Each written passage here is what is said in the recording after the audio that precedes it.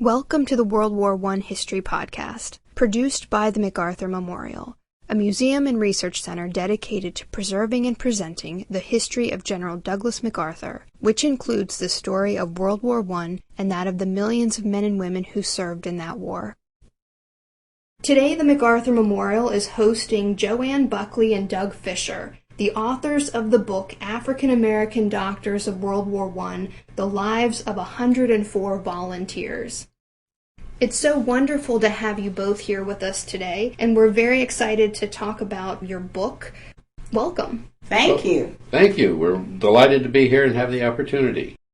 I'd like to start off with something that maybe a lot of Americans are not very familiar with at this point. Tell us the situation of African Americans in the United States about 1917 when America enters the war. In 1917, the African American community was rural, concentrated in the South, and illiteracy was quite widespread. Poverty abounded, and many were seeking jobs in the industrial North and in the Midwest in what became known as the Great Migration. Churches were the focus of African American community life. Segregation was institutionalized, and most African Americans lacked opportunities. Interestingly, the foreign immigration into the United States declined dramatically in 1917 because of the war in Europe, and jobs that the immigrants would have filled were opening up to African American laborers.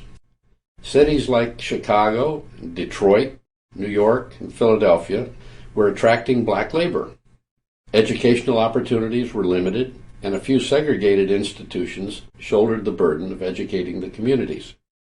The famous Tuskegee Institute down in Tuskegee, Alabama, trained many teachers and provided a lot of vocational training for African Americans. But training in the professions, such as medicine and the law, were very limited.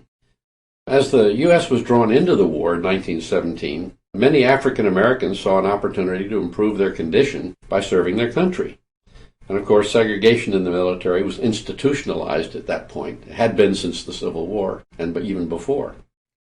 I read a statistic the other day that said that in 1917, African Americans made 10% of the population, but in World War I, they make up 13% of the military. Can you give us a little bit more background on maybe their enthusiasm for service? What are they really hoping to gain?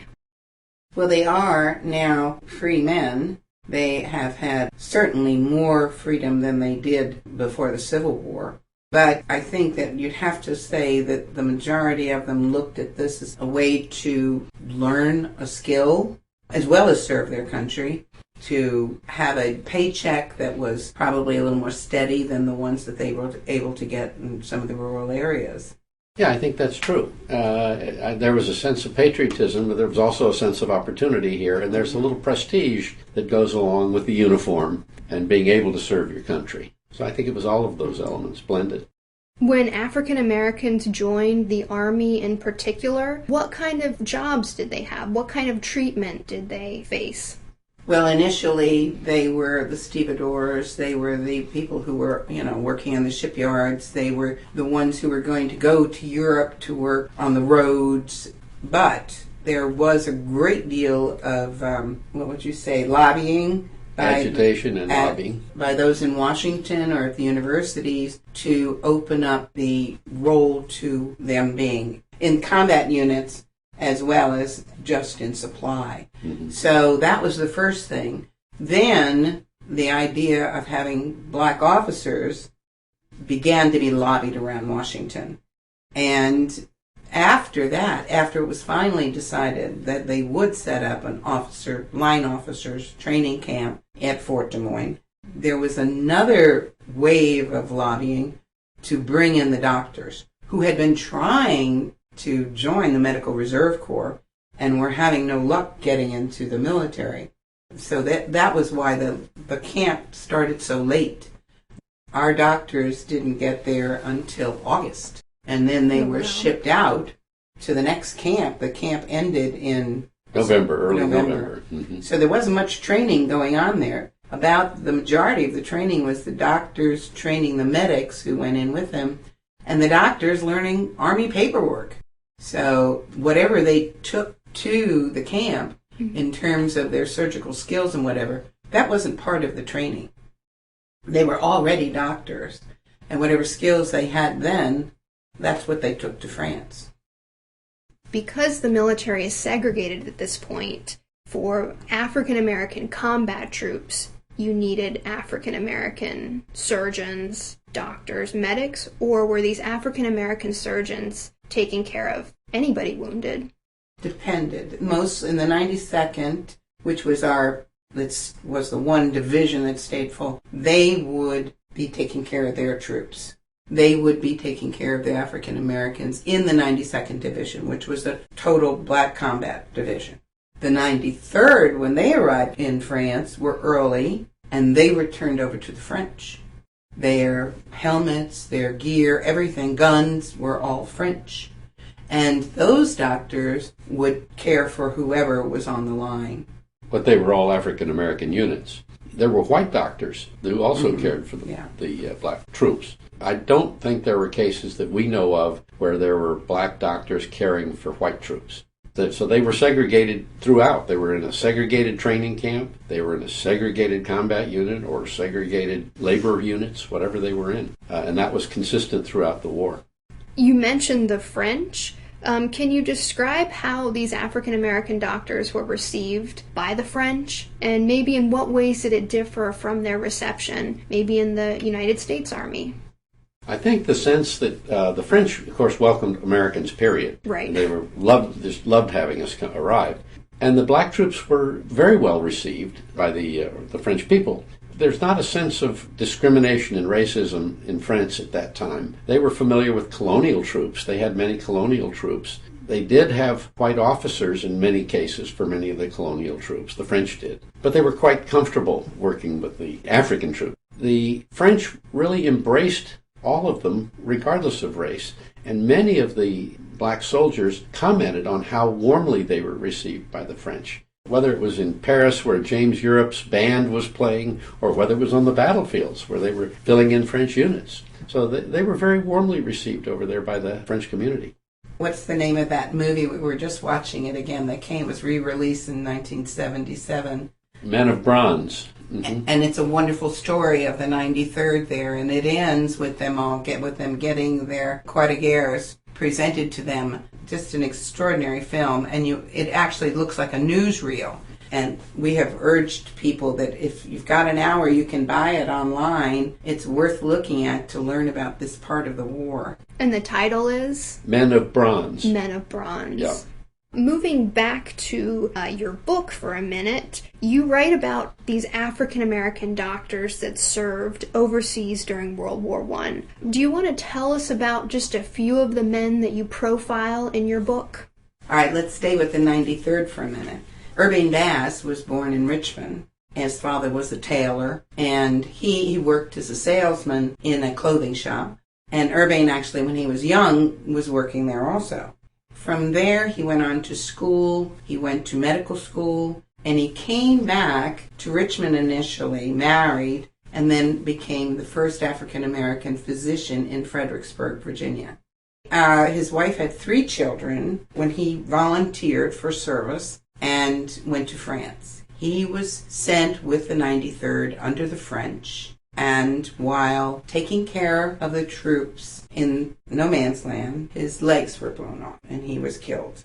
His body was ultimately, after quite some time, returned home. He's the first African American buried in the National Cemetery in Fredericksburg. And in Shiloh, New Shiloh Baptist Church there in Fredericksburg, there's an enormous, beautiful stained glass window that the community put up to honor him. A 15-foot high, enormous stained window. We're seeing this guy. It's beautifully colored. I mean, it's quite a tribute. Mm-hmm. The community obviously was very proud and very sad to lose their first doctor, but they lost him heroically. One of the stories we heard was that when his legs were blown off by the artillery, that he was still alive for a while and was trying to direct the medics in how to stem the blood flow so he would survive. But unfortunately, he wasn't able to, so he died there on the battlefield. But he was awarded a Croix de Guerre medal by the French for his service and for his bravery. The U.S., he also got a Distinguished Service Cross.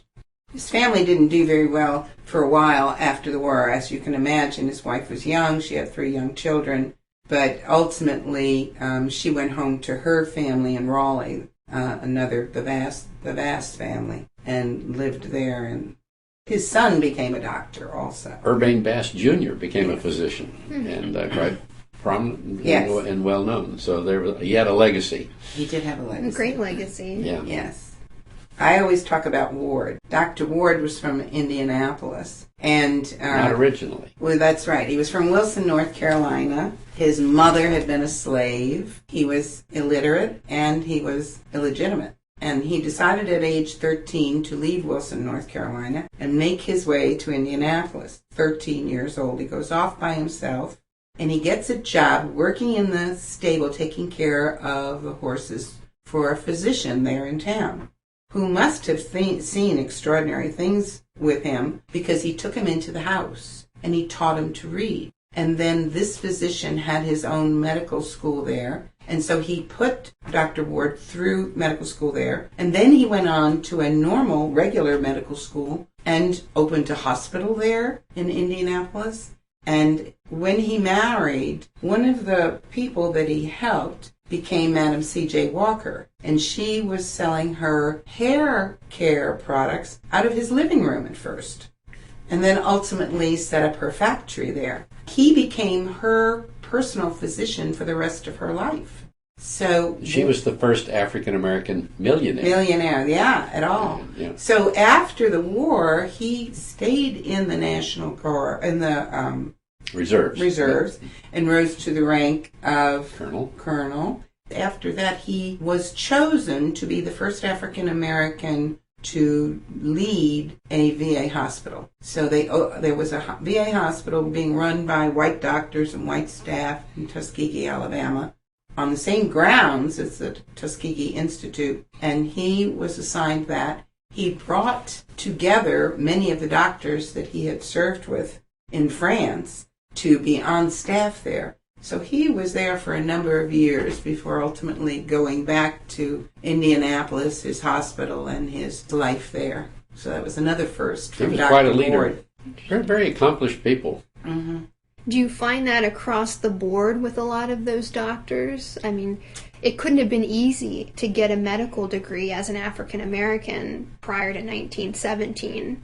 Very challenging. Fortunately, there were two black medical schools that still exist, one in Washington, D.C., called Howard University Medical School, and one in Nashville, Tennessee, called Meharry Medical College.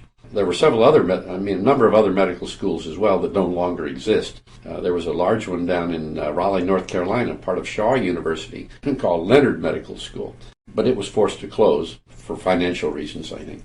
But there was an opportunity for these doctors to get a medical education in those schools. Only a handful of the 104 that we write about were able to go to what we would call, I guess, white schools. A couple of people went to Harvard. One went to the University of Vermont. Two went to Columbia University in New York. University of Illinois. Mm-hmm. So there were a handful that were able to go, but it was not easy. They were poor, they worked hard, they struggled, they got scholarships. They worked while they were in med school? Yes, they worked. I mean, it was a struggle. You were absolutely right. And almost all of them struggled against all odds, really. One doctor that I'd love to tell you about is Dr. Jonathan N. Rucker, who was a Mississippi doctor originally. He'd come from Natchez, Mississippi, out there on the Mississippi River, and his grandfather was a white man on a plantation. His mother was a slave. His grandmother, was a slave. And then he was raised in the white community, but as a mulatto. He was educated in a black school. His mother was an educator. His wife was an educator. She was a Tuskegee graduate. So all of the success in that family was really built around education. His father was a preacher. He became a minister as well. And he went during the early part of the 20th century. He made his way from Natchez, which was kind of a disaster at that point economically. The boll weevils were eating the cotton, and the oil fields hadn't developed yet, and the forests had been plundered, and it was a bad time. So he made his way up to Memphis, just followed the Mississippi River north, and got odd jobs there, working in hotels and working for shoe repair people, and that's whatever you could do to earn a little money. And then made his way from Memphis to Nashville. And Nashville was where the Meharry School was, and also Walden University. another African American school. He worked his way through there. He got his college degree there. He got his Doctor of Divinity there, and then went on to the medical school and earned his medical degree. Wow, what a hard thing to do. He married a woman from his hometown in Natchez, and they settled in a little town in about 30 miles from Asheville where they needed a black doctor. The little town was called Gallatin, and he started taking care of the people there. And that from there is where he actually volunteered to serve in the First World War. He served with my grandfather. So he was our discovery into this whole world of these doctors. He was one of the younger doctors at that point. And there was a photograph of him that we encountered. We stumbled across in the National Archives. Had the same name as the doctor that was in my grandfather's unit. We called and made a connection through a telephone operator in Natchez, Mississippi. Said, "Do you have anybody there named Rucker?" Because this picture said he was from Natchez. They said, "Yes, we have one." So we said, "Look, could you call him, please?" This is one of these 411 directory assistance calls. And a woman answered the phone, and I said, "You have no idea who I am, but I'm trying to find out some information about Dr. Jonathan Rucker." She said, "Well, he was my husband's brother." Wow, we made a connection. I said, "I know a lot about him from the First World War, but I know nothing about his life after the First World War." And she said, "Well, he had 10 children, and all of them went to college in Mississippi, in Tennessee in those years, in a segregated society." Wow, what an accomplishment. So, yes, there were a lot of great stories that come out of this, and that's certainly one of them, and that's the one that incited us to get the whole program going. We have a lot of the families that we've uncovered, and we go to meet them and talk with them and see what they know, and then share what we know. So it's been a wonderful voyage of discovery. You've mentioned your sources a little bit. Did many of these doctors leave behind letters about the war or diaries maybe about their experiences? Where do you find most of your information about their World War I experiences? Well, you find some in the Army records. If we look in the Surgeon General's records and then the divisional records from the war, and we find references to them, some of them actually wrote reports because they were commanders, they were officers, and they were commanding medical detachments and field hospitals and so on. So their reports still exist, so they described situations that were there.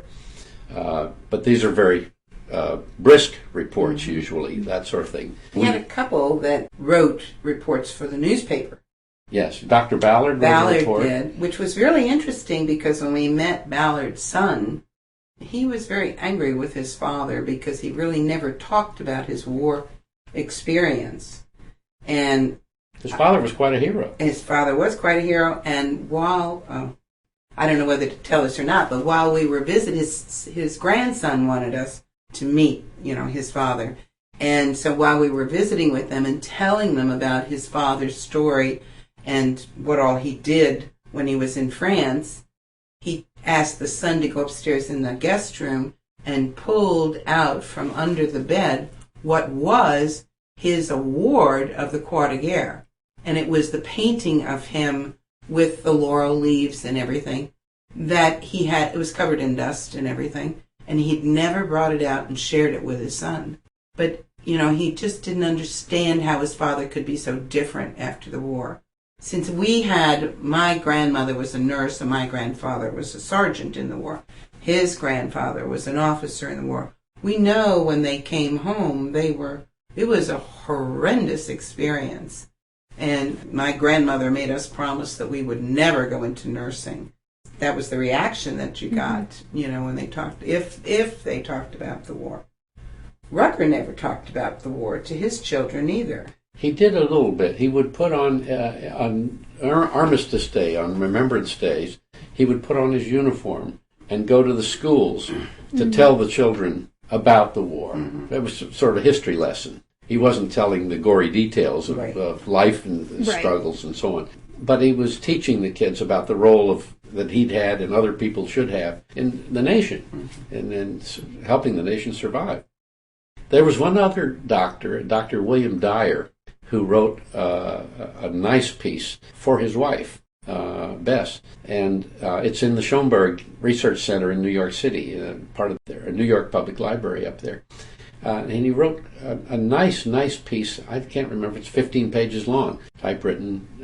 It was handwritten, but they transcribed it. In any case, he described his experience in detail, and it's kind of like a letter home, only it was more of a summary. Yes. And that provided a good background and a good sense of it.